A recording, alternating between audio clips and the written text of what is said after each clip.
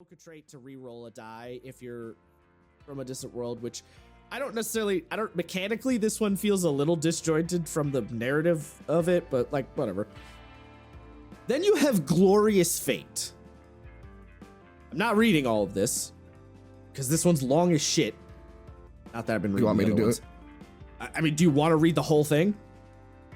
It's kind of wild, so yeah. To make the point? All right, go ahead. Glorious Fate. Keep in mind, this is something you pick at character creation as the quirk for your character, right? Yes. Just Glorious Fate. There is a prophecy surrounding you, a prophecy of hope for a better world. Who spoke or wrote that prophecy? Do you embrace your destiny, or are you crushed by its weight? Did someone plant seeds of doubt in your heart? When you acquire this quirk, write down the prophecy and what it foretold. Do this with the collaboration of everyone else in the group. Tie it down to a known threat or emergency in your world, and describe what sign or omen marks you as the person supposedly destined to fulfill that prophecy. Examples: the boy with the ruby necklace will bring water back to the desolate plains, or the branded one shall destroy the chaos dragon. That was very 16, I felt. But anyway, at the end of each session, approximately 4 hours of play, before assigning XP, think carefully and honestly about what happened during the session and choose one of the 5 options below. The choice is yours to make, but it's often a good idea to talk about what happened with the rest of the group. Number 1, the prophecy was fulfilled. Lose this quirk, fully restore your hit points and mind points, recover from all status effects, and gain the heroic skill from those available for your classes. You may even choose a heroic skill whose requirements you do not satisfy unless they include a skill you don't have. Option 2, you acted in accordance to the prophecy. Fully restore your hit points and mind points, recover from all status effects. Option 3, you acted neither in accordance nor against the prophecy. Nothing happens. Option 4, you acted against the prophecy. Gain 1 Fabula point. Option 5, the prophecy can never be fulfilled. Lose this quirk, gain 6 Fabula points, and gain a heroic skill from those available for your classes. You may even choose a skill from a heroic skill whose resources you do not meet unless they include a skill you do not have. Once the first or last option is chosen, the role of the prophecy in your world comes to an end. Even if later on in the campaign it appears that a situation might match the words of the prophecy, the effects of this quirk will no longer be in place. You are free to shape your destiny and act based on your inner moral compass, or perhaps you always were.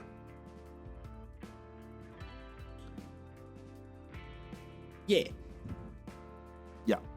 So, essentially, if you're gonna pick this, it's like you're dragging your entire group into this situation, which is that's really the crazy part, right? Because the prophecy has to be fulfilled or failed in some way, right? Which means everyone has to establish it and everyone has to deal with it. But I think the craziest part about this one is that you kind of have to look at the GM and like hand them a notepad and say, I would like special treatment, please. Right? Like, because the GM has to make the, like, essentially the GM has to make the prophecy fit and everything else, right? So it's kind of a lot, I feel like, if you're not ready for something. And given the game does warn you, like, discuss it with the entire group, but it is kind of a wild thing that it's like everyone's being dragged into this situation if you pick this. Yeah, everyone's being dragged in and you're just along for the ride. Yeah. That being said, I like it a lot. It is very cool that you have a mechanical thing, or you have a fictional thing that you take that is backed up mechanically, where, if you move towards the prophecy, stuff happens. If you move away from it, stuff happens. Like there's a countdown clock. Or no, does this one have a countdown clock? No, this one doesn't have. The other one has a countdown clock. This one doesn't, no. I think Ruinbringer does. Yeah. But it's like, it's associated.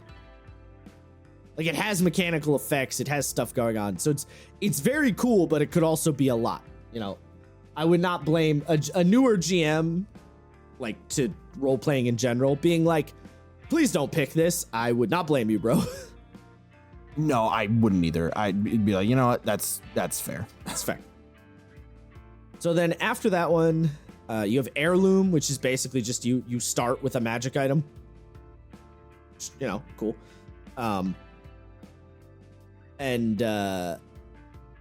There's like a story tied to said magic item. And then you have old transport, which is you have Sid's airship, right? Yeah, you have the Highwind. You start with a transport of some kind, and it's big enough to accommodate you and your homies. You have a Highwind, you have the boat, you have a sick car. You have your fucking multi-million-dollar stretch Cadillac, the Regalia. Yeah, you have the Regalia. Yeah, exactly. Also, another example of the game being very firm with both the heirloom and the old transport. This cannot be destroyed without your permission. Yes. Which is bold claim, game. But crazy, yeah.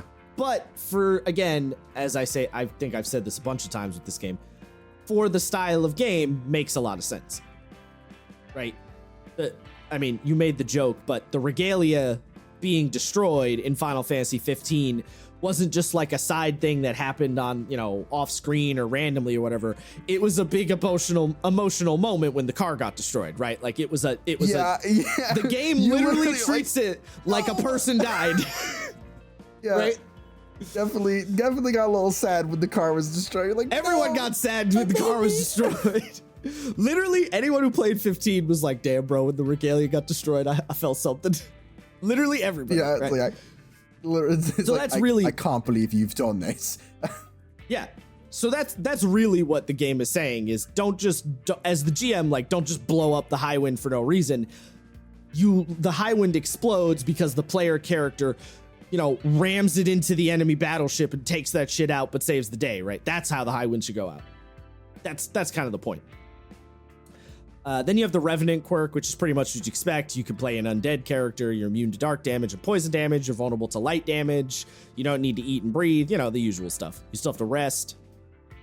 And then you have rival prodigies, which is just Cid and Nero from 14. Yeah, Cid and Nero, Squall and Cypher. Cecil and Kane. Yeah. Who is your boyfriend, but also your rival enemy? Who is your boyfriend and rival at the same time? And you when you take the quirk, you choose what you specialize in. You say who your rival is. You declare the rival. The rival becomes a minor villain. You have a bond with said rival. When the rival is present and has one or more Ultima points, any check you fail is treated as if you rolled a fumble. I forget that was brutal as fuck. Yes, but the positive, the positive is you get like a specialization, right, or whatever. Yes. When the rule or ability pertaining to your specialization requires you to spend hit point or mind points, you may spend a fabula point instead to ignore that cost. Yeah.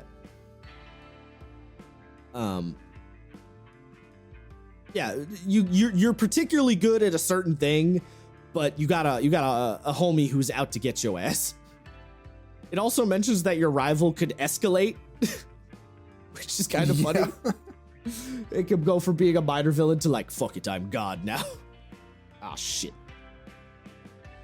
And then there's the robot quirk, which is you're a warforged, you get a bonus to interact with machines and constructs and shit. You're immune to poison damage, resistant to earth damage, don't need to eat or drink, the usual stuff. And then we have Ruinbringer. And then after Ruinbringer, we have Souls Entwined. Both of these are bananas. Fucking nuts.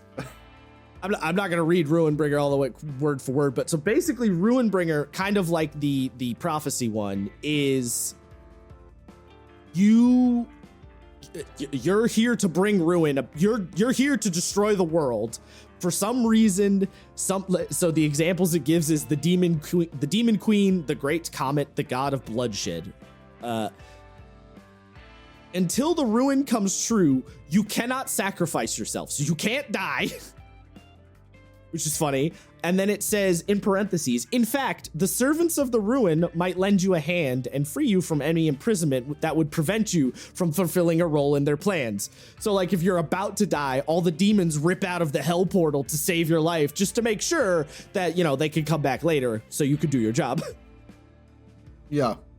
And essentially, there's a countdown clock, and you roll 2d20 at the end of a session to see if the countdown advances. Once the countdown advances for the 9th time, you lose the quirk, and your ruin comes true, manifesting into the world as a supreme villain.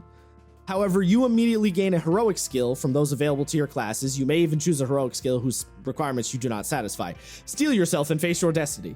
So it's like, you roll eventually. Oh, and then also it says if you're level 40 and above, the ruin clock automatically advances after every session. So basically, once you hit level 40, gear up, buddy. It's coming. Yeah. Once you hit level 40, congratulations, Nahubino. You will bring the end of days. Yeah. Prepare your butthole for that one.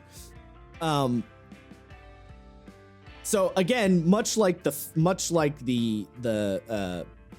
prophecy one, you're bringing everyone along for the fucking ride on this one. Like, yeah, so my quirk is I'm gonna summon the ultimate demon queen who's here to eat everyone's souls and kill the universe. So get ready, everybody. Like, see, so I would crazy. really like it if a player took the prophecy one and someone took the Ruinbringer one, and the prophecy And then you was make them the who same wins thing. at the end. Yeah. Yeah, you could definitely do that. I could see that. One final duel at the end, and like I know the game's like no PvP, but like I feel like that one is too good to. Well, you You don't don't even even have make to. it PvP. Just make it like just a clock. Well, it could also just be the ruin bringer and the prophecy person. Like, the prophecy is, I'm going to bring down the demon queen. The ruin bringer, I'm going to summon the demon queen. She shows up. The two of you have your like Wonder Twin powers activate, and you kill the demon queen. You know, like, it could be that would way be too. cool. That'd be cool too. Yeah. And then the next one is Souls Entwined, which, if anyone played Beyond Two Souls, it's just that. Just a weird thing to reference, I'm sure, but you know. Did you play or watch that game? I did not. Oh, okay. So the entire premise is that spoilers for Beyond Two Souls, the fucking David Cage game. Don't worry about it. Wait, this is the one with Elliot Page, right? Yes.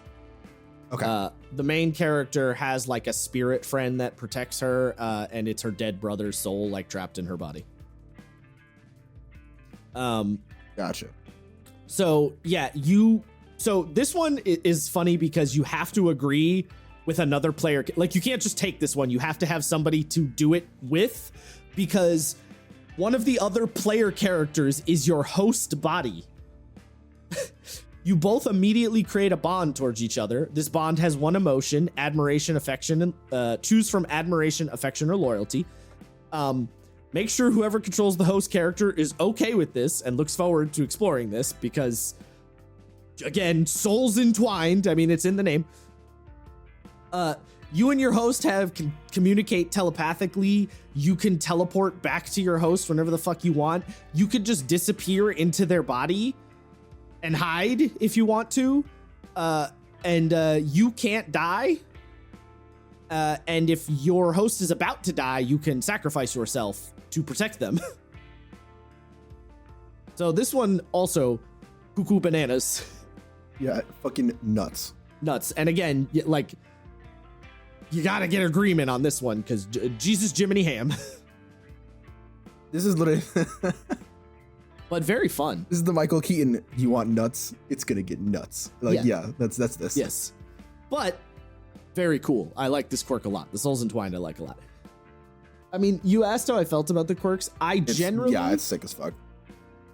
I like the quirks. My only complaint is I wish they were split into like separated a little bit. So like Rival Prodigies, Ruinbringer, Souls Entwined, Glorious Fate kind of feel they have a heavier narrative weight than the other ones, but they're lumped in with the other, like Flight, right? Your character could just literally just have wings and that's it, right? That's not going to have necessarily huge narrative implications. It could matter, right? You could make it into a narrative thing, but it doesn't have to be. You could just be a bird guy. So I kind of wish they were just sectioned off into the ones that have like less narrative implications, and these ones are a little more advanced and will have a greater effect on the narrative type situation. You know what I mean? Yes, I mean, that's very fair. I completely understand that. That's my only real complaint, because I could see someone like being a newer player and picking one of them and maybe not reading carefully or just not thinking about it and picking like Ruinbringer or whatever, and then realizing that like, oh, this is kind of a lot. I don't actually want to deal with this. And then you have to think about how to get rid of it or change it or whatever. You know what I mean? Yeah. Or the GM could agree to letting you take Ruinbringer and then realize, oh, I don't actually want to deal with this fucking quirk. And then you have to figure out some way to like retcon it out or whatever, you know. A little warning on the heftier ones is really all I'm getting at. Mm-hmm.